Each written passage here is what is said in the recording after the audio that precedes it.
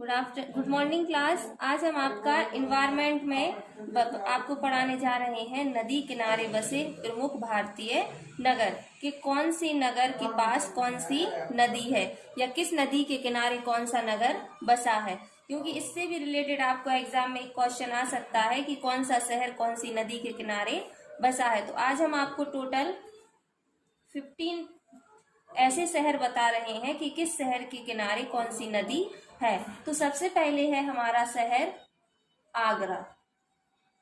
तो जो आगरा है वो हमारा किस नदी के किनारे बसा है?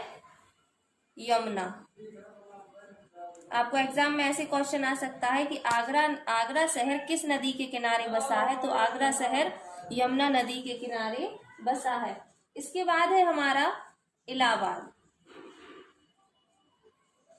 इलाहाबाद का आप लोगों को पता है कि यहाँ तीनों नदियों का क्या होता है? संगम। तो यहाँ कौन कौन सी नदियां हैं? गंगा, यमुना व सरस्वती। इन तीनों नदियों का यहाँ क्या होता है? संगम होता है। इसके बाद है हमारा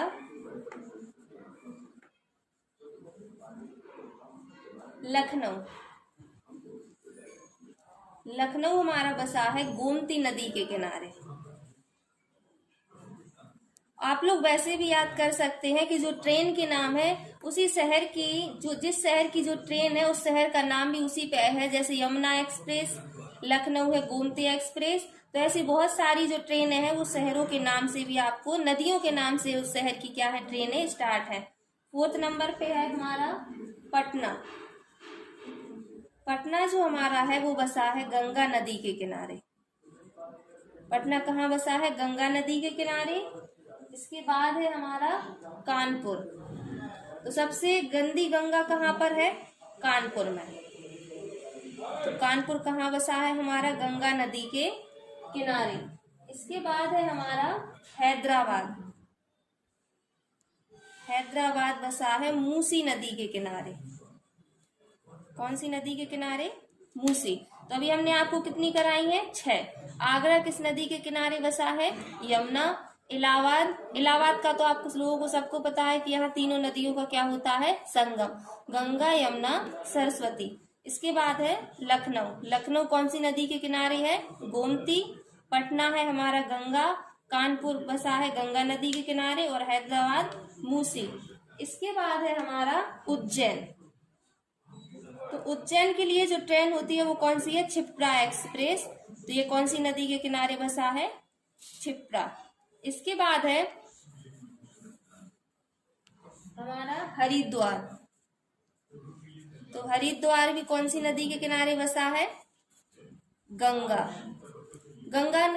गंगा नदी के किनारे कौन कौन से शहर बसे हैं? अभी देखो, पटना, कानपुर, हरिद्वार और इलाहाबाद। इसके बाद है जबलपुर।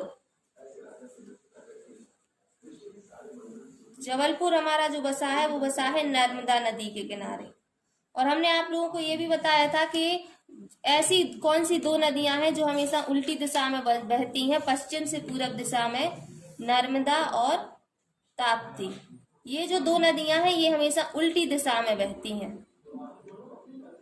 ये भी क्वेश्चन आप लोगों को आ सकता है कि कौन सी नदी है जो हमेशा उल्टी दिशा में बहती है? तो 2 नदी हैं, नर्मदा और ताप्ती, जो हमेशा पश्चिम से पूरब दिशा में बहती हैं।